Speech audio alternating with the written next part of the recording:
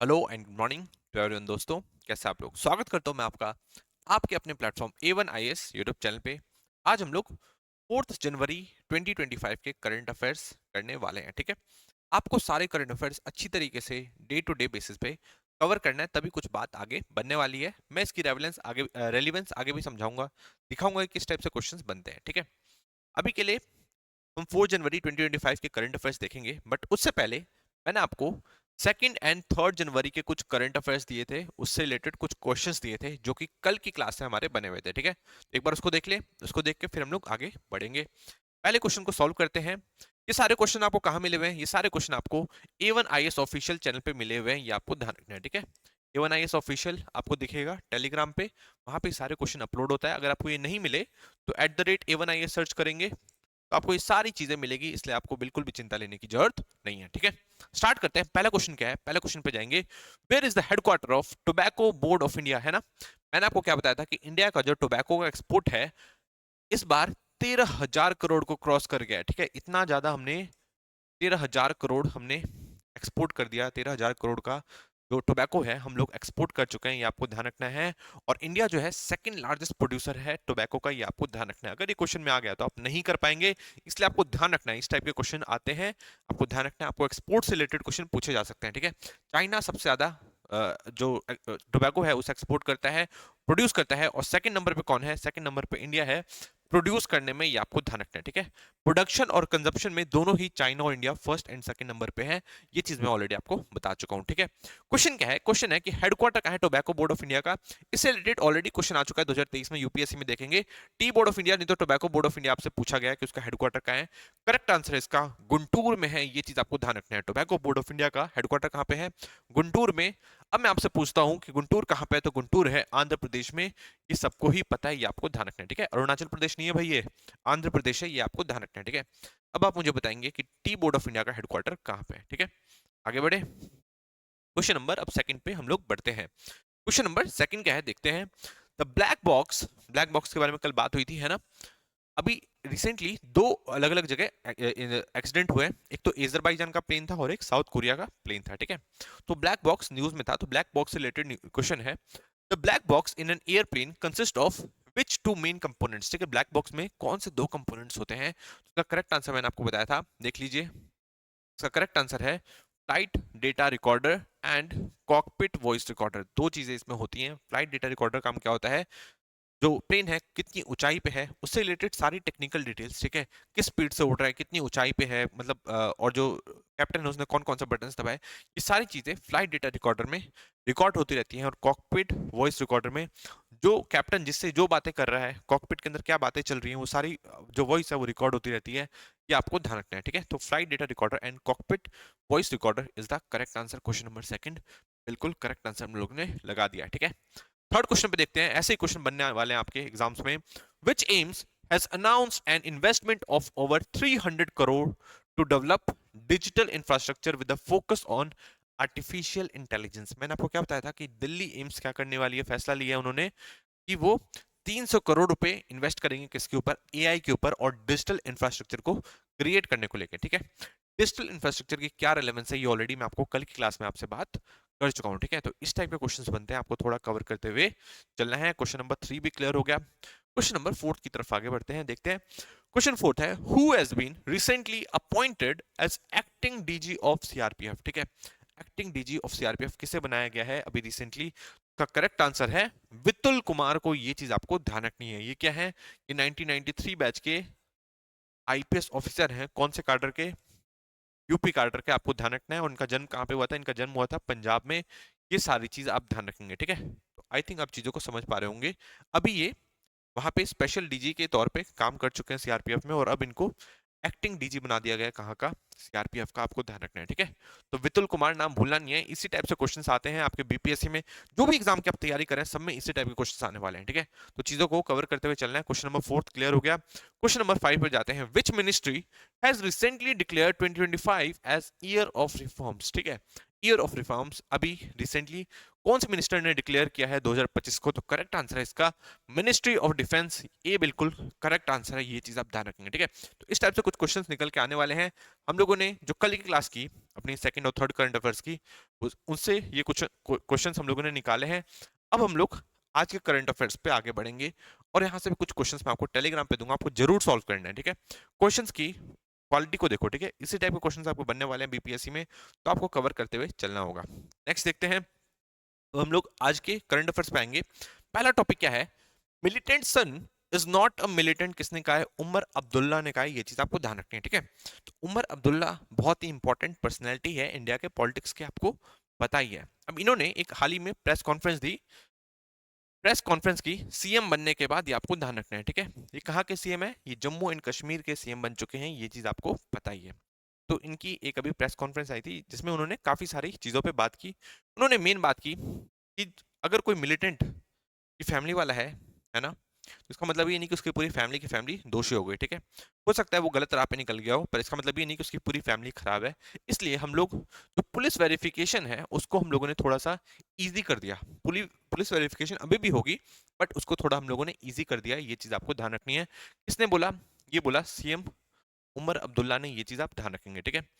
और इन्होंने क्या बोली, और इन्होंने बहुत सारी अलग अलग चीजों पे बात की, जैसे कि उन्होंने बोला आज पुलिस वेरिफिकेशन को हमने कम किया, और बहुत सारे लोग आरोप लगा रहे थे किसके ऊपर, उमर अब्दुल्ला के ऊपर, कि वो काफी ज्यादा प्रॉब्लम में है, किसकी वजह से, जम्मू एंड कश्मीर के एलजी की वजह से। ये आपको ध्यान रखना है, ठीक है। जैसे दिल्ली की जो सरकार है अरविंद केजरीवाल की, वो आरोप लगाते रहते हैं अपने एलजी के ऊपर, है ना, वीके सक्सेना के ऊपर।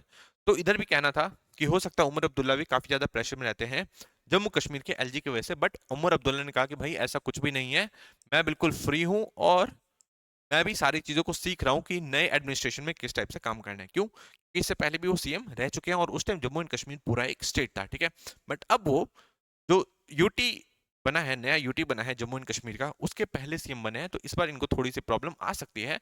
बट फिर भी इन्होंने कहा कि भाई ऐसा कुछ भी फ्रिक्शन हम दोनों के बीच में नहीं है, हम लोग मिल के काम कर रहे हैं, ये सारी चीज आप ध्यान रखेंगे, ठीक है।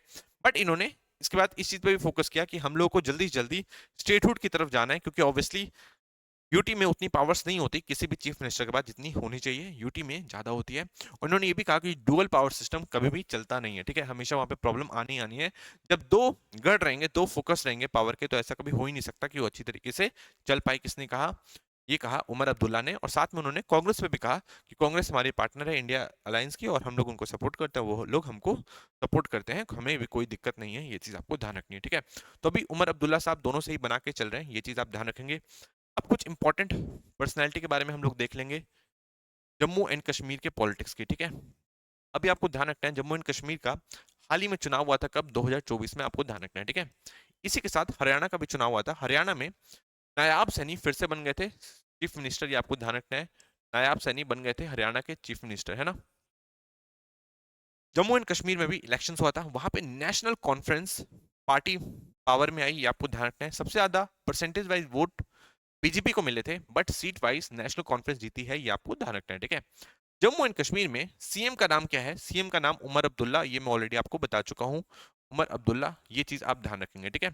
उमर अब्दुल्ला नेशनल कॉन्फ्रेंस से बिलोंग करते हैं, और ये फारूक अब्दुल्ला के बेटे हैं जो कि पहले सीएम रह चुके हैं, ये आपको ध्यान रखना है।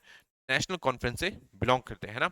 यहाँ पे नए डिप्टी सीएम भी बने, नए डिप्टी सीएम भी बने, उनका नाम क्या है, उनका नाम है सुरेंद्र कुमार चौधरी। बहुत ही ज्यादा इंपॉर्टेंट क्वेश्चन यहां से निकल के आएगा, अगर आप कोई भी एग्जाम देने वाले हैं तो इससे रिलेटेड बहुत इंपॉर्टेंट क्वेश्चन निकल के आ सकता है, आपको ध्यान रखना है, क्योंकि फर्स्ट हिंदू सीएम है, फर्स्ट हिंदू डिप्टी सीएम है, ये आपको ध्यान रखना है, ठीक है। ये फर्स्ट हिंदू डिप्टी सीएम है जम्मू एंड कश्मीर यूटी के। क्वेश्चन ये भी आ सकता है कि जम्मू एंड कश्मीर यूटी के पहले सीएम का नाम बताओ, तो अगर पहले सीएम बोले और यूनियन टेरिटरी बोले, स्टेट ना बोले, तो आपको उमर अब्दुल्ला लगाना है, और डिप्टी सीएम बोले तो सुरेंद्र कुमार चौधरी लगाना है। इनकी फोटो मैं अभी आपको दिखा दूंगा, ठीक है। अब फिर उसके बाद स्पीकर पूछा जा सकता है आपसे, इंपॉर्टेंट क्वेश्चन बन सकता है, तो स्पीकर में आप लगा के आएंगे अब्दुल रहीम बने हैं नए स्पीकर, ये चीज आप ध्यान रखेंगे। अब्दुल रहीम बने हैं जम्मू एंड कश्मीर के नए स्पीकर। और अगर आपसे पूछे कि प्रोटेम स्पीकर कौन बने थे, पहले यूटी के, जम्मू एंड कश्मीर यूटी के पहले प्रोटेम स्पीकर का नाम बताओ, तो आपको ध्यान रखना है पहले प्रोटेम स्पीकर का नाम था, प्रोटेम स्पीकर में लिख लेता हूं, प्रोटेम स्पीकर का नाम था मुबारक गुल, ये चीज आपको ध्यान रखना है, ठीक है। आई थिंक आप ये सारी चीजों को समझ पा रहे होंगे, ये चारों बहुत ज्यादा इंपॉर्टेंट पर्सनैलिटी, और इतिहास इनको याद रखेगा। क्यों, क्योंकि यूटी के ये पहले सीएम है, डिप्टी सीएम है, पहले स्पीकर और पहले प्रोटेम स्पीकर हैं, ये आप ध्यान रखेंगे, ठीक है। तो ये सारी चीजें आपको समझ आ रही है कि नहीं आ रही, तो इस तरीके से कुछ क्वेश्चन आपके निकल के आएंगे, ठीक है। सुरेंद्र कुमार चौधरी हिंदू है, और ये बने हैं deputy CM Jammu and Kashmir के, जो कि पहले नहीं देखा जाता था।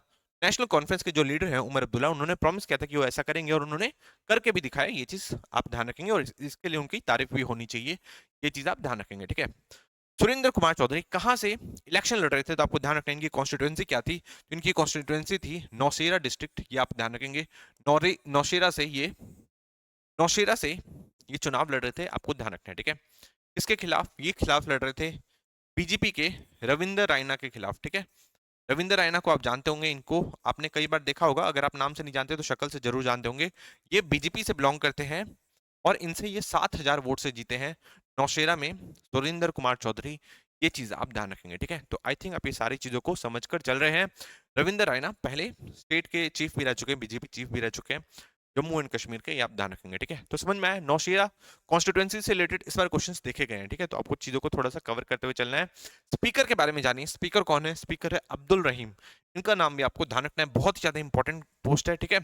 ये भी किससे बिलोंग करते हैं, ये भी नेशनल कॉन्फ्रेंस से बिलोंग करते हैं, ये चीज आप ध्यान रखेंगे। और अब्दुल रहीम के बारे में ध्यान रखना है कि ये 7 बार एमएलए रह चुके हैं। स्पीकर कौन बनता है, स्पीकर बनता है जो सबसे ज्यादा बुजुर्ग हो, सबसे ज्यादा एक्सपीरियंस वाला व्यक्ति हो, उसे उसे स्पीकर बनाया जाता है। क्यों? ताकि उसकी सब लोग ही रिस्पेक्ट करें, बड़े लोग की तो सब लोग ही रिस्पेक्ट करते हैं ना। तो इसलिए स्पीकर को ऐसे व्यक्ति को ही चुना जाता है जो सबका माननीय हो, सब लोग उनको मानते हो, सब लोग उनको रिस्पेक्ट करते हो। तो जो बड़े बुजुर्ग लोग हैं उन्हीं की सबसे ज्यादा रिस्पेक्ट होती है, तो उन्हीं को बनाया जाता है क्योंकि उनके पास सबसे ज्यादा एक्सपीरियंस भी है। ये चीज आपको ध्यान रखनी है, ठीक है। तो ये 7 टाइम्स एमएलए बन चुके हैं, ये आपको ध्यान रखना है। 7 टाइम्स एमएलए रहे हैं, कहां से? जम्मू एंड कश्मीर के चरारे शरीफ से, ये आप ध्यान रखेंगे, ठीक है। ये भी इंपॉर्टेंट क्वेश्चन बन सकता है। अभी आपको लग रहा है कि यार ये क्वेश्चन नहीं पूछेगा, पर ये क्वेश्चन पूछेगा, ये आपको ध्यान रखना है, ठीक है। जो जो क्वेश्चन आपको लगता है कि नहीं पूछेगा वो सारी चीजें पूछी जाएगी, इसलिए जो मैं बता रहा हूं आपको सारी चीजें याद करते हुए चलनी है, ठीक है। अब इसमें से कोई भी चीज आप बोलेंगे नहीं, आपको सारी चीज ध्यान रखनी है। इनका मेन आप ध्यान रख लो, सुरेंद्र कुमार चौधरी कहां से बने हैं, तो ये बने हैं नौशेरा से, ये चीज आप ध्यान रखेंगे। नौशेरा इनकी कॉन्स्टिट्यूएंसी है, नौशेरा से ये बने हैं एमएलए, ये चीज आप ध्यान रखेंगे, ठीक है। तो I think Jammu and Kashmir के बारे में आप सारी चीज समझ चुके होंगे। इसके बारे में तो पता ही है, जम्मू एंड कश्मीर को तोड़ दिया गया और 2 यूटी में डिवाइड कर दिया गया, लद्दाख उसको अलग कर दिया गया और जम्मू कश्मीर को अलग कर दिया गया। कब? 2019 में, आप ध्यान रखेंगे 5 अगस्त 2019 को प्रेसिडेंशियल ऑर्डर के तहत, ये चीज आप ध्यान रखेंगे, ठीक है। तो ये सारी चीज आई थिंक आप समझ चुके होंगे। इस टाइप से ही क्वेश्चंस निकल के आते हैं। एक और चीज आप जान लीजिए, एक और चीज मैं आपको बता देता हूँ। मैंने आपको क्या बताया? मैंने आपको बताया था प्रोटेम स्पीकर के बारे में। प्रोटेम स्पीकर कौन बने थे? प्रोटेम स्पीकर बने जम्मू एंड कश्मीर के केस में, कौन बने थे? मुबारक गुल बने। ये चीज मैं ऑलरेडी आपको बता दी, ठीक है। जो प्रोटेम स्पीकर का मेन काम क्या होता है? प्रोटेम स्पीकर का काम क्या होता है कि जो भी एमएलए है, जो भी एमपी हैं, लोकसभा के केस में एमपीज हैं, ठीक है, वो अच्छे से अपना ओथ ये सब ले पाए। किसका काम होता है? प्रोटेम स्पीकर का काम होता है। और ये एक टेम्पररी पोस्ट है, ये आपको ध्यान रखना है, ठीक है। ये टेम्पररी तौर पे स्पीकर बने हैं, ये आप ध्यान रखेंगे। और जैसे ही जब स्पीकर पावर में आते हैं, स्पीकर अपना पदभार संभालते हैं, तो प्रोटेम स्पीकर का जो पद है वो खत्म हो जाता है। ये चीज आप ध्यान रखेंगे, ठीक है। लोकसभा के केस में इस बार कौन सी लोकसभा थी? इस बार तो 18th लोकसभा थी, ये चीज आप ध्यान रखेंगे। 18th लोकसभा में जो भी चल रही है, कौन बने थे प्रोटेम स्पीकर? तो आपको ध्यान रखना है भर्तृहरि मेहताब बने थे, भर्तृहरि मेहताब बने थे, ये चीज आप ध्यान रखेंगे। क्वेश्चन में आ सकता है, बहुत ही इंपॉर्टेंट पर्सनैलिटी है और ये कटक कॉन्स्टिट्यूएंसी थे, ये आप ध्यान रखेंगे, कटक कॉन्स्टिट्यूएंसी से थे। और ये भी 7 टाइम्स एमपी रह चुके हैं, ये आपको ध्यान रखना है। ये पहले बीजेडी में थे, बीजेडी बीजू जनता दल, और फिर उसके बाद बीजेपी में आ चुके हैं, ये आपको ध्यान रखना है, ठीक है। भर्तृहरि मेहताब के बारे में समझ में आ गया। ये बने थे pro tem speaker of 18th Lok Sabha, ये आपको ध्यान रखना है, ठीक है। प्रोटेम स्पीकर को अपॉइंट कौन करता है? स्पीकर मत कर देना भाई गलती से भी। प्रोटेम स्पीकर को अपॉइंट करेंगे गवर्नर, ये आप ध्यान रखेंगे। गवर्नर कौन करेंगे? स्टेट के केस में, मतलब जम्मू एंड कश्मीर के केस में वहां के गवर्नर ने अपॉइंट किया होगा, लेफ्टिनेंट गवर्नर ने अपॉइंट किया होगा। और इंडिया के केस में, मतलब लोकसभा के केस में कौन करेगा? लोकसभा के केस में करेंगे प्रेसिडेंट, ये आपको ध्यान रखेंगे, ठीक है। अभी जो हमारी प्रेसिडेंट है वो कौन है? अभी जो हमारी प्रेसिडेंट है वो हमारी, आपको पता ही है ना। तो इस तरीके से आपको चीज सॉल्व करते हुए चलना है। द्रौपदी मुर्मू जी हैं, ठीक है। तो इस तरीके से आपको सारी चीजों को समझते हुए चलना है। समझ में आ गया? अब जो प्रोटेम स्पीकर है, जो कि भर्तृहरि मेहताब है, इनको किसने अपॉइंट किया? इनको अपॉइंट किया हमारी प्रेसिडेंट ऑफ इंडिया ने, ये चीज आपको ध्यान रखना है। आर्टिकल 95 सब क्लॉज 1 के तहत ये चीज आप ध्यान रखेंगे, ठीक है। ये इंपॉर्टेंट आर्टिकल बन सकता है, हो सकता है सीधा क्वेश्चन आ जाए आर्टिकल से ही, है ना। भर्तृहरि मेहताब का क्वेश्चन आए और सीधा क्वेश्चन क्या पूछा जाए? क्वेश्चन आपसे पूछा जाए कि कौन से आर्टिकल के तहत प्रेसिडेंट अपॉइंट करते हैं प्रोटेम स्पीकर को, तो आपको ध्यान रखना है आर्टिकल 95 सब क्लॉज 1 के तहत अपॉइंट करते हैं कौन? प्रेसिडेंट अपॉइंट करते हैं किसको? अपॉइंट करते हैं प्रोटेम स्पीकर को, ये चीज आप ध्यान रखेंगे, ठीक है। तो इस तरीके से कुछ क्वेश्चन निकल के आएंगे, आपको चीजों को थोड़ा कवर करते हुए चलना होगा। अब हम लोग नेक्स्ट टॉपिक पे चढ़ेंगे। नेक्स्ट टॉपिक क्या है, we will do whatever we can, Iranian official in New Delhi says of Nimisha Priya case, ठीक है। अब देखो यही फायदा होता है डेली के करंट अफेयर सॉल्व करने का, है ना। मैंने आपको कल क्या बताया था, मैंने आपको बताया था कि निमिशा प्रिया केस पूरा है क्या, है ना। निमिशा प्रिया के बारे में मैं सारी चीज आपको कल बता चुका था, है ना। तो यही फायदा है कि आप स्टेप बाय स्टेप चीजों को समझ पाओगे, है ना। एक बार में आपको सारी चीजों को भरना नहीं होगा अपने दिमाग पे, ज्यादा बोझ नहीं पड़ेगा, आप धीरे धीरे हल्का हल्का सारी चीजों को समझ सकते हो, है ना। तो निमिषा प्रिया के बारे में बता रखा था कि केरला से बिलोंग करती हैं और ये चली गई थी यमन, ठीक है। अब इनका बनना था नर्स, सपना था नर्स बनना, क्योंकि इन्होंने देखा कि नर्स बनने के बाद आप चले जाओ किसी भी वेस्टर्न कंट्री में भी जा सकते हो, वेस्टर्न कंट्री में तो नहीं, जो मिडिल ईस्टर्न कंट्री में चले जाओ और वहां पे आप काम कर सकते हो एज ए नर्स, ठीक है। तो इनका भी सपना था और ये चली गई थी यमन में। यमन में इन्होंने 5-6 साल काम भी किया और फिर उसके बाद इन्होंने सोचा कि क्यों ना वहीं पे एक हॉस्पिटल खोला जाए। उसके लिए उनके पति ने उनको पैसे भी दिए, है ना। पैसे भी आ गए, उन्होंने उनको एक पार्टनर चाहिए था जिनके साथ मिलके वो यमन में हॉस्पिटल खोल पाए, क्योंकि यमन के कॉन्स्टिट्यूशन के हिसाब से आपको वहां का व्यक्ति होना चाहिए जो कि आपका पार्टनर रहना चाहिए, ठीक है। तो इन्होंने जिस व्यक्ति के साथ कोलैबोरेट किया उन्होंने इनको धोखा दे दिया, है ना।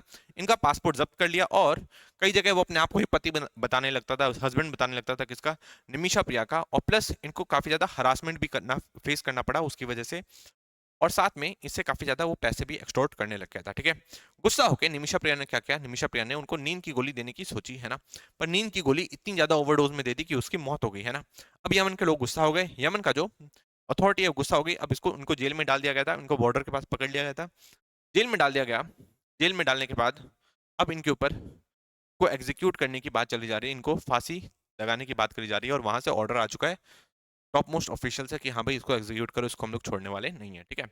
अब देखो यमन में अभी गृह युद्ध चल रहा है, आपको पता ही है, सिविल वॉर वाली सिचुएशन है, ठीक है। यमन में अभी जो पावर संभाल रहा है वो कौन है, हाउतीज, आपको पता ही है ना। हाउतीज है, और हाउतीज दोस्त हैं किसके, ईरान के। ये चीज मैं एक बार पहले आपको बता चुका हूँ, ठीक है। हाउती जो ग्रुप है यही इजराइल के खिलाफ भी लड़ रहा है, आपको ध्यान रखना है। हम लोग हाउती से भी पंगा नहीं लेते, हम लोग किसी से भी पंगा नहीं लेना चाहते, ठीक है। जहां हमारा मतलब का चीज होता है सिर्फ हम लोग उसी में हाथ डालते हैं, हम लोग दूसरों के फट्टों में पैर नहीं डालते, आपको पता ही है, ठीक है। तो यमन से हमारा कुछ ऐसा ऐसा मतलब बुरा रिश्ता नहीं है, ऐसा कुछ नहीं है कि हम लोग बहुत उनसे बहुत अगेंस्ट में, ऐसा कुछ भी नहीं चल रहा है, ठीक है, आपको ध्यान रखना है। तो ईरान सपोर्ट करता है किसको, हाउतीज को, है ना। ईरान के अभी डिप्यूटी फॉरेन मिनिस्टर आए हुए थे इंडिया में और इन्होंने एक बहुत ही बड़ी बात कह दी कि हम लोग जो कर सकते हैं वो करेंगे, we will do whatever we can. किसने कहा है, डिप्टी फॉरेन मिनिस्टर ने कहा है, किसके, ईरान के। ये चीज आप ध्यान रखेंगे, ठीक है। वो भी इंडिया आए हुए हैं, उन्होंने कहा कि यार हम लोग हाउतीस के साथ काम करते हैं, तो पूरी दुनिया को भी पता है, ठीक है। हम लोग कोशिश करेंगे जो करा जा सकता है इनको बचाने के लिए, इनको वापस इंडिया लाने के लिए, है ना। हो सकता है ये वहां पे जेल में है, जेल में तो है ही, इनको फांसी लगने वाली है, ऐसा करा जा सकता है कि उनसे उनको वहां से हटा के इंडिया में जेल में डाल दिया जाए, ऐसा तो कम से कम कर ही सकते हैं ताकि थोड़ी सी सेफ रहे, है ना। नहीं तो हो सकता है इनको पूरी तरीके से पार्डन कर दिया जाए, तो ये सारी चीजें देखी जा सकती हैं। तो आपको ध्यान रखना है, हाउतीज, हाउती से ईरान हेल्प बात करने के लिए तैयार है, ईरान ने कहा है। ईरान के जो डिप्टी फॉरेन मिनिस्टर है उन्होंने कहा, ठीक है। और भी उन्होंने कई सारी बातें करी, कई सारे क्या बातें करी उन्होंने, कई यूएसए के बारे में बात करी। यूएसए में उन्होंने बोला कि हाँ जी ट्रंप तो आ रहे हैं, पर ट्रंप ने पिछली बार एक पॉलिसी अपनाई थी, मैक्सिमम प्रेशर पॉलिसी की, ठीक है। ये मैक्सिमम प्रेशर पॉलिसी की वजह से काफी ज्यादा प्रेशर आया था किसकी तरफ, हाउथीज के ऊपर, ठीक है, और ईरान के ऊपर, सॉरी, ईरान के ऊपर काफी ज्यादा प्रेशर आया था। किसकी वजह से, मैक्सिमम प्रेशर पॉलिसी का, जो किसका पॉलिसी है, मैक्सिमम प्रेशर पॉलिसी का, जो कि ट्रंप का पॉलिसी है, ठीक है। इस बार भी ट्रंप आने के बाद वही चीज करने वाले हैं, क्योंकि वो बहुत ज्यादा प्रो इजराइल आप जानते होंगे, ठीक है। बट ईरान ने कहा कि ज्यादा हम लोग को फर्क नहीं पड़ने वाला उससे, क्योंकि ईरान ऑलरेडी बहुत ज्यादा मजबूत हो चुका है और ईरान के जो रिश्ते हैं आसपास की कंट्री जैसे सऊदी अरेबिया, इन सबसे थोड़े बहुत अच्छे हो रहे हैं, तो अब वो पहले वाली दिक्कत उनको नहीं आएगी। ये काफी अपने आप से कॉन्फिडेंट फील करते हैं, पर बात तो जब ही पता चलेगी जब ट्रंप अच्छी तरीके से पावर को संभालेंगे, उसके बाद देखा है कि ईरान में कितनी ताकत अब बची हुई है, ये चीज आप ध्यान रखेंगे, ठीक है। नेक्स्ट देखते हैं, इतनी चीज आई थिंक आप समझ में आ गई आपको। ईरान हेल्प करने के लिए तैयार है किसकी, इंडिया की, निमिषा प्रिया वाले केस में। आपको पता होगा कि मैंने आपको कल के दिन बताया था कि रणधीर जायसवाल जो कि एमईए के स्पोक्स पर्सन है, रणधीर जायसवाल जो कि एमईए के स्पोक्स पर्सन है, इन्होंने भी कहा है कि हम लोग कोशिश करेंगे निमिषा प्रिया को बचाने की, जो पॉसिबल हो सकता है वो सारी कोशिश करने के लिए तैयार है। रणधीर जायसवाल ने ये चीज कही थी, ठीक है। अब एक बार यमन की लोकेशन देख लीजिए, सऊदी अरेबिया से बॉर्डर चल रहा है, सिविल वॉर यहाँ पे छिड़ रखा है, आपको पता ही है ना। यमन की कैपिटल क्या है, यमन की कैपिटल है सना, ये चीज आप ध्यान रखेंगे। और इसका एक पोर्ट सिटी का नाम आपको ध्यान रखना है, हुदैदा का नाम, ठीक है, हुदैदा का नाम और एडन का, तो एडन पोर्ट और हुदैदा पोर्ट आप ध्यान रखेंगे, और सना ध्यान रखेंगे, ठीक है। तो ये चीज आपको समझ में आ गई। एक बार हम लोग देख लेते हैं यमन के बारे में क्या देखना है। यमन के बारे में दो तीन चीज ध्यान रखनी है। एक और देख लो, इसका एक आइलैंड आपको दिखेगा, यहाँ पे मैं आपको दिखाता हूँ। यहाँ पे आपको एक आइलैंड दिख रहा होगा, सोकोत्रो आइलैंड, ठीक है। तो सोकोत्रो आइलैंड किसका है?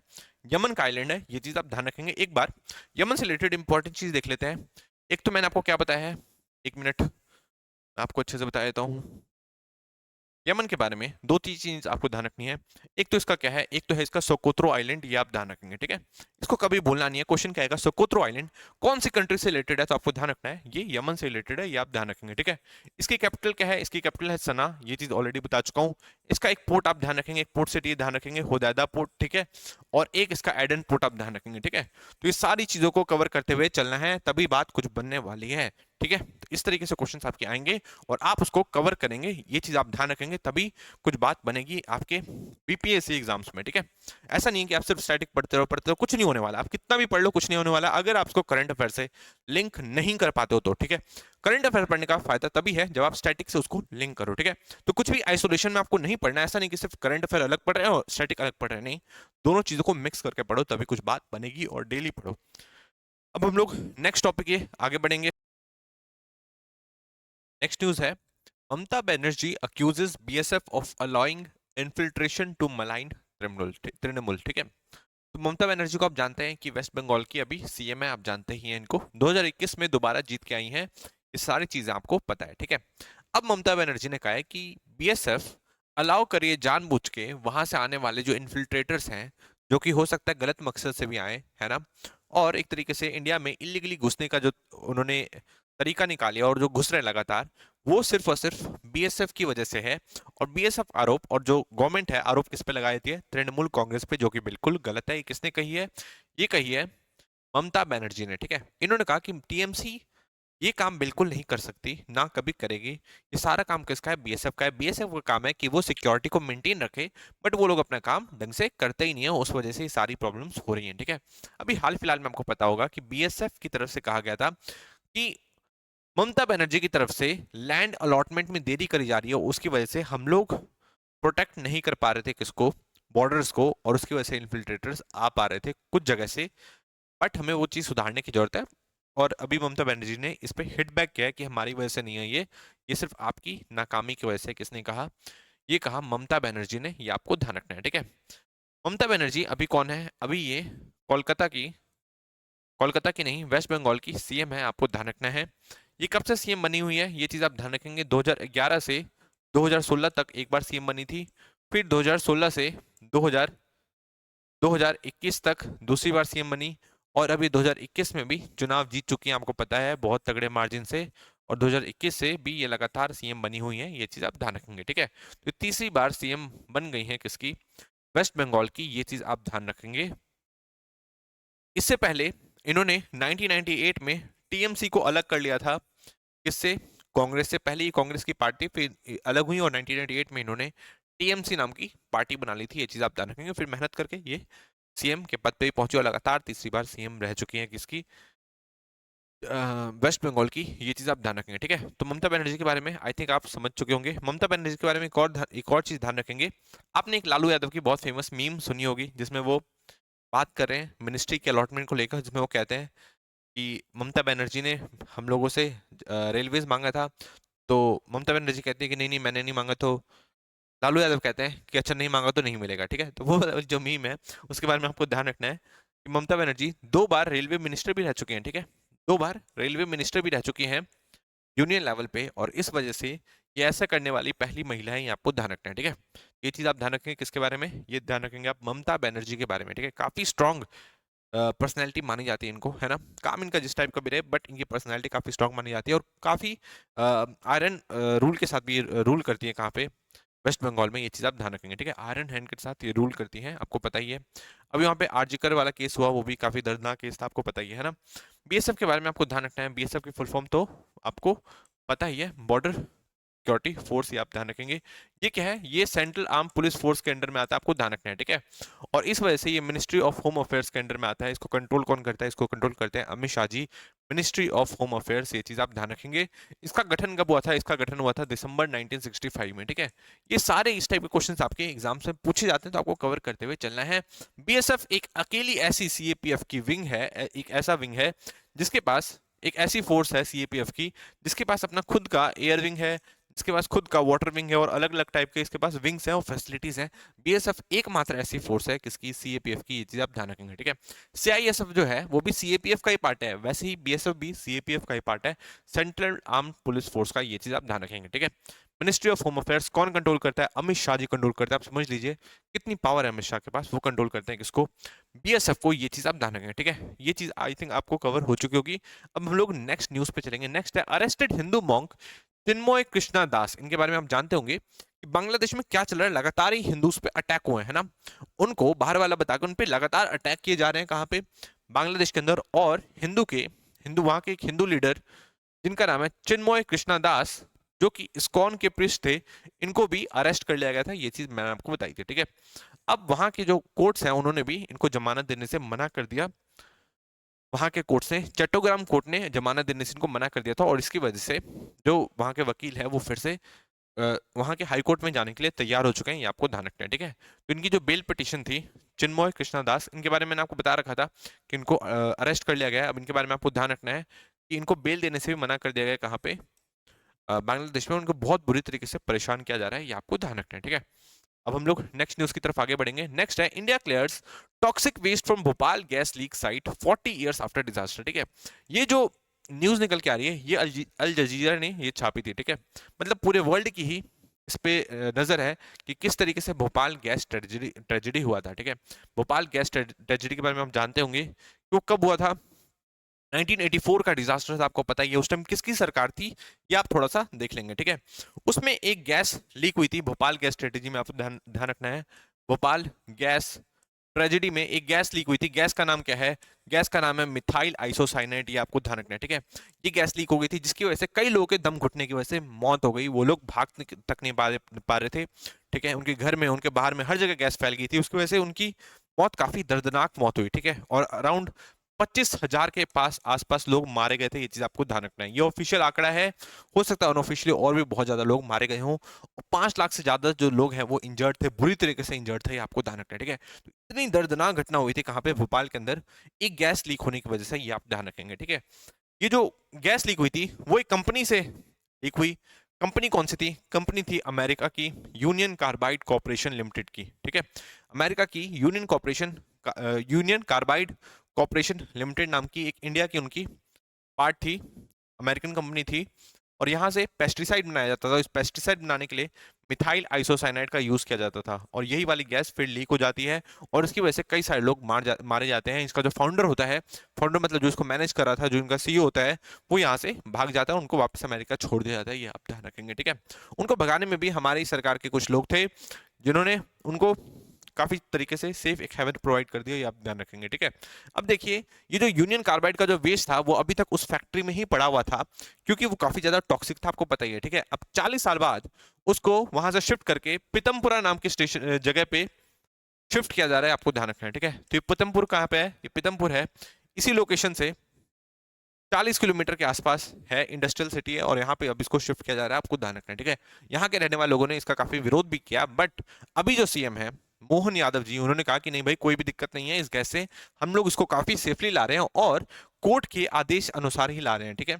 अब हम लोग इसको डिस्पोज करेंगे अच्छी तरीके से, और किसी को कोई भी दिक्कत नहीं होगी। हम लोग साइंटिफिक तरीके से इसको डिस्पोज करने वाले हैं, और हम लोगों ने इस चीज से रिलेटेड सबसे बातें कर ली है, इसलिए आपको चिंता लेने की जरूरत नहीं है, आपको कोई भी दिक्कत नहीं होगी, ठीक है। पीतमपुर एक इंडस्ट्रियल सिटी है, कहाँ पे?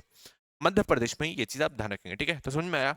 ये भी न्यूज में इसलिए भी था क्योंकि अब इसके 40 साल पूरे हो चुके हैं ना, इस दर्दनाक घटना के 40 साल पूरे हो चुके हैं, इसलिए आपको ध्यान रखना है, ठीक है। यहाँ से क्वेश्चन निकल के आ सकता है। गैस कौन सी थी? मिथाइल आइसोसाइनेट गैस थी। क्या काम होता था यहाँ पे? पेस्टिसाइड बनाने की कंपनी थी, फैक्ट्री थी, आपको ध्यान रखना है। कंपनी का नाम मैंने ऑलरेडी आपको बता दिया, यूनियन कार्बाइड, ये चीज आप ध्यान रखेंगे, ठीक है। नेक्स्ट है US NSA Jake Sullivan set to visit India early next week, ठीक है। तो जेक सुलिवन के बारे में आप जानते होंगे कि अभी हाल फिलहाल में हमारे फॉरेन मिनिस्टर भी गए हुए थे, कहाँ पे? यूएसए में, है ना। आपको मैंने बताया था कि यार अभी फॉरेन सेक्रेटरी भी पहुंचे हुए हैं और फॉरेन मिनिस्टर भी पहुंचे हुए हैं, ठीक है। और वो मिल रहे हैं किससे? बाइडेन एडमिनिस्ट्रेशन के जो जाने वाले जितने भी ब्यूरोक्रेट्स रहे हैं उन सबसे मिल रहे हैं, ठीक है। जेक सुलिवन कौन है? जेक सुलिवन रहे हैं वहां के वहाँ के एनएसए, ये चीज़ आप ध्यान रखेंगे, ठीक है। तो नेशनल सिक्योरिटी एडवाइजर हैं, जो कि काफ़ी इंपॉर्टेंट पोस्ट है, जैसे कि इंडिया में अजीत डोभाल जी की है, ठीक है। तो इनसे मिलने गए कौन? हमारे फॉरेन मिनिस्टर साहब, ये आप ध्यान रखेंगे। फॉरेन मिनिस्टर मिलने के लिए गए हैं, पता नहीं क्यों अब ये भी वापस आ रहे हैं इंडिया में। थोड़ा सा अजीब भी लगता है, क्यों? क्योंकि जो एडमिनिस्ट्रेशन अब तो ये अपना पदभार संभाल के अब तो नेक्स्ट पदभार ही संभालने नहीं वाली, क्योंकि ट्रंप के टाइम पे कोई और आने वाला है। ट्रंप पे जो नए एनएसए होने वाले हैं, उनका नाम है माइकल वॉल्ट्स, ठीक है। तो ऐसे तो जो हमारे फॉरेन मिनिस्टर थे माइकल वॉल्ट्स से ही मिले, बट जेक सुलिवान एक बार यूएसए में मिले, किससे? इंडिया के रिप्रेजेंटेटिव फॉरेन मिनिस्टर से। और अब वो फिर से भारत भी आ रहे हैं, वो खुद भी मिलेंगे आके यहाँ के प्राइम मिनिस्टर से, और फिर से फॉरेन मिनिस्टर से मिलने वाले हैं, ठीक है। अब ऐसी पता नहीं क्या इंपॉर्टेंट चीज़ है कि लगातार मुलाकात हो रही है ट्रंप के पावर संभालने से पहले। ये चीज़ आप ध्यान रखेंगे, ठीक है। हालांकि इंडिया के लिए ट्रंप भी काफ़ी ज़्यादा बेहतर, आपको पता ही है, एटलीस्ट डेमोक्रेट से तो बेहतर ही है। बट हाल ही में बहुत ज़्यादा एक तरीके से दबाव भी पड़ा है इंडिया के रहने वाले जो लोग हैं वहाँ पे, जो एनआरआईज हैं, और जो इंडियन ओरिजिन के जो लोग हैं उन पे भी काफ़ी दबाव रहा है, क्योंकि वहाँ पे काफ़ी ज़्यादा वायलेंस हो रहा है, किसके खिलाफ? इंडियंस लोगों के खिलाफ रेसिज्म हो रहा है। ये चीज़ आप ध्यान रखेंगे, कहाँ पे? यूएसए के अंदर। तो जेक सुलिवान अभी इंडिया में विजिट कर सकते हैं। उन्होंने रीज़न कुछ और बताया कि टेक्नोलॉजी से रिलेटेड बातों पे हम लोग बातचीत करेंगे, जो भी हम लोगों ने एग्रीमेंट साइन किए थे इन 4 सालों में, उन सारी चीज़ों पे बात होगी। पर पता नहीं, वो कुछ गुप्त सूचना भी रखते हैं ये लोग, है ना। ऑब्वियसली हम लोगों को तो पता नहीं चलेगा, बट आपको ये ध्यान रखना है कि जेक सुलिवान इंडिया आने वाले हैं, ये चीज़ आप ध्यान रखेंगे, ठीक है। अब नेक्स्ट न्यूज़ की तरफ आगे जाते हैं। महाकुंभ के लिए मैंने ऑलरेडी आपको बता दिया था कि on road to Mahakumbh the 84 pillars of faith, it is a symbolic way to attain moksha, ठीक है। तो इस तरीके से 84 पिलर्स ऑफ फेथ बनाए जा रहे हैं, कहाँ पे? महाकुंभ डिस्ट्रिक्ट में, आपको पता है, ठीक है। अभी महाकुंभ का मेला लगने वाला है, 12 साल बाद लगता है, आपको पता ही है ना। 10 दिनों के अंदर ये मेला स्टार्ट हो जाएगा, आपको पता है। काफी पवित्र माना जाता है हिंदू धर्म के अनुसार, ये चीज आप ध्यान रखेंगे, ठीक है। अब इस टाइप के 84 पिलर्स बनाए जा रहे हैं, कहाँ पे? महाकुंभ मेला में, ये चीज आप ध्यान रखेंगे। और यहाँ पे 108 नाम लिखे होंगे, किसके? लॉर्ड शिवा के, ठीक है। तो शिवा जो जी हैं, शिवाजी नहीं, मतलब शिव जी हैं, शिव जी के 108 नामों को यहाँ पे चारों तरफ लिखा जाएगा, और ऊपर इस तरफ से, इस तरीके से यहाँ पे कलश होगा, ये आपको ध्यान रखना है, ठीक है। इस एक पिलर को बनाने में 20 लाख की लागत आती है, और इस तरीके से ऐसे 84 पिलर्स बनाए गए हैं, और अराउंड 17 करोड़ रुपए हमारे खर्च हुए हैं। ये आपको ध्यान रखना है इस टाइप के पिलर्स बनाने में, जो कि एक काफी अच्छा अ, अच्छा दिखेगा, काफी एस्थेटिक दिखेगा, कहाँ पे? जब आप जाएंगे, और काफी आपको धर्म टाइप का भी फील होगा, कहाँ पे? जब आप इस इन 84 पिलर्स के थ्रू जाएंगे, ये चीज आप ध्यान रखेंगे, ठीक है।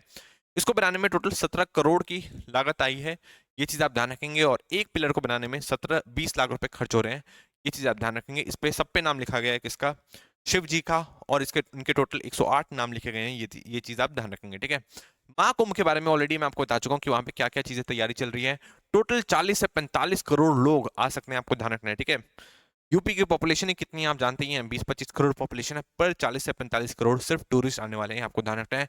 पूरे वर्ल्ड से लोग आने वाले हैं, क्योंकि 12 साल बाद इस टाइप का महाकुंभ मेला लगता है, ये चीज आप ध्यान रखेंगे, ठीक है। तो आई थिंक आप सारी चीज समझ चुके होंगे।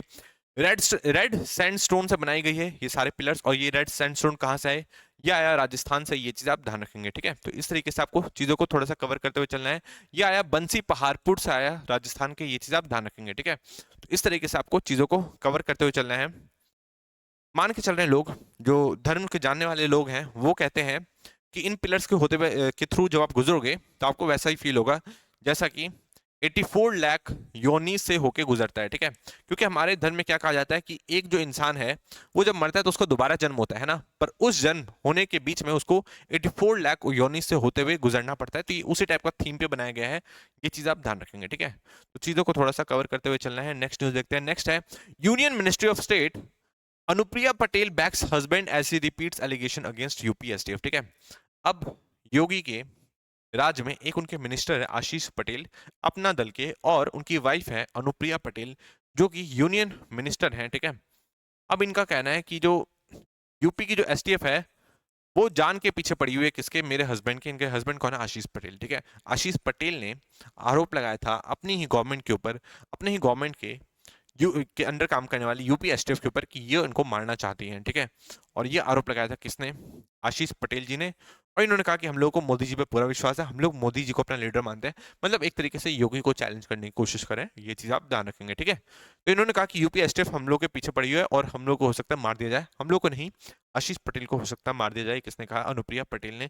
ये चीज आप ध्यान रखेंगे, ठीक है। नेक्स्ट है ultra modern offices sky top resto inside world trade centre at Delhi Naoroji Nagar. तो दिल्ली के नरोजी नगर में वर्ल्ड ट्रेड सेंटर नाम का एक खुला है, ठीक है, वर्ल्ड ट्रेड सेंटर खुला है। और जैसे अमेरिका में है वर्ल्ड ट्रेड सेंटर, वैसे ही यहाँ पे खोला जा रहा है। आपको ध्यान रखना है कहाँ पे, दिल्ली के नरोजी नगर में। और इसका भी इनॉग्रेशन नहीं हुआ, prime minister Modi ji inauguration करेंगे। मैं इसके बारे में आगे आपसे बात करूंगा, इसलिए ज्यादा इसमें टेंशन लेने की जरूरत नहीं है। इसके बारे में हम लोग दोबारा बात करेंगे, ठीक है। अब इसका इनॉग्रेशन नहीं हुआ।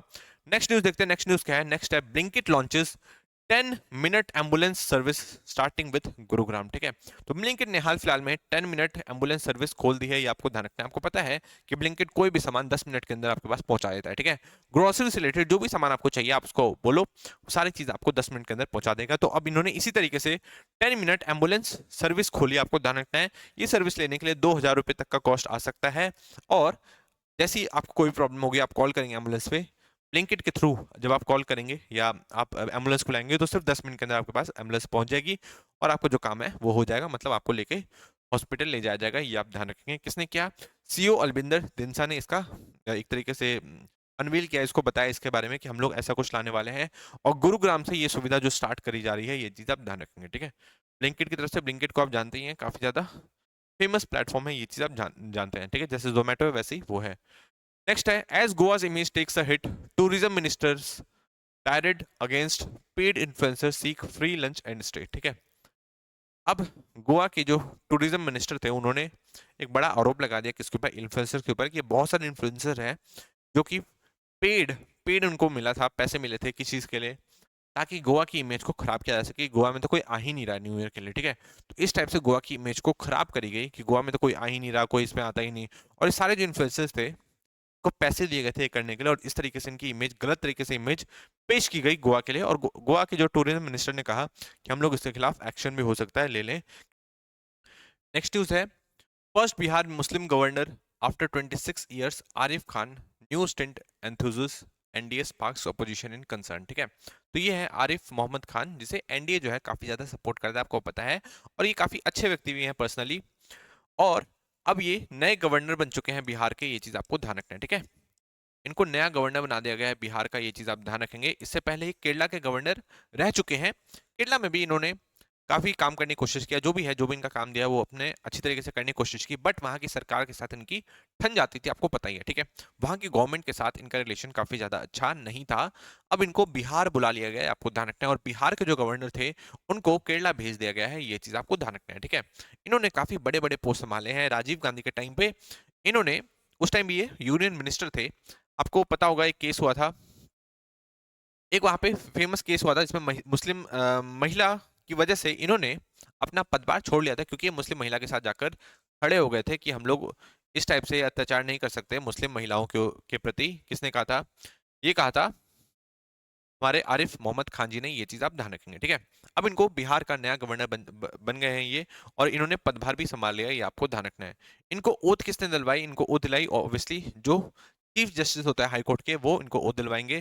तो हमारे जो चीफ जस्टिस साहब हैं वो कौन है? वो हैं के विनोद चंद्रन, जिनकी अपॉइंटमेंट कब हुई है? इनकी अपॉइंटमेंट हुई है 2023 में, ये आप ध्यान रखेंगे, ठीक है। और ये 2025 में आई थिंक मई तक ये पावर में रहेंगे के विनोद चंद्रन, ये आप ध्यान रखेंगे। ये चीफ जस्टिस अभी पटना हाई कोर्ट के, इन्होंने इनको शपथ दिलाई, ये चीज आप ध्यान रखेंगे, ठीक है। तो समझ में आया कौन से नंबर के आरिफ मोहम्मद खान जी जो हैं, कौन से नंबर के बिहार गवर्नर है? तो 42nd बिहार के गवर्नर हैं, ये आपको ध्यान रखना है, ठीक है। रामनाथ कोविंद कौन से नंबर के थे? ये आप मुझे नीचे कमेंट सेक्शन में बताइए। इस तरीके से आपको चीजों को थोड़ा कवर करते हुए चलना होगा, ठीक है। इससे पहले कौन था? इससे पहले थे श्री राजेंद्र विश्वनाथ आरेलकर, ठीक है। अब इनको केरला भेज दिया गया है, ये आपको ध्यान रखना है। लास्ट के 5 गवर्नर्स का आप नाम थोड़ा सा याद कर सकते हो, ठीक है। रामनाथ कोविंद जी थे 2015 से लेके 2017 तक, ये चीज आप ध्यान रखेंगे। कौन से नंबर के ये गवर्नर रहे थे बिहार के? यूपी के रहने वाले थे। कौन से नंबर के गवर्नर रहे थे जब इनको फिर उसके बाद इनको प्राइम मिनिस्टर प्रेसिडेंट बना दिया था? ये चीज आपको पता ही है, ठीक है। जब हमारा देश आजाद हुआ था तो उसके बाद जो पहले गवर्नर बने थे बिहार के, वो कौन थे? श्री जयराम जयराम दास दौलत राम, ये चीज आप ध्यान रखेंगे। और जब हमारा देश आजाद होने वाला था तो उस टाइम जो लास्ट गवर्नर कौन थे 1947 तक, 14 अगस्त 1947 तक, उनका नाम था सर ह्यू डॉ। ये चीज आपको ध्यान रखनी है, ठीक है। तो कुछ इंपॉर्टेंट फैक्ट्स थे बिहार के गवर्नर से रिलेटेड, इस तरीके से आपको चीजों को कवर करना है। इसी के साथ मैं आज की वीडियो को समाप्त करता हूँ। जो भी क्वेश्चन होंगे वो आप हमसे कॉमेंट सेक्शन में पूछ सकते हैं, है ना। इससे रिलेटेड जो भी क्वेश्चन आएंगे वो मैं आपको टेलीग्राम चैनल पे आपको मिलेगा, उसे आपको जाकर सॉल्व करना है, ठीक है। और पीटी फैक्ट्स को भी देखना आपको बिल्कुल नहीं भूलना है। इसी के साथ आज की वीडियो को समाप्त करता हूँ। Thank you so much.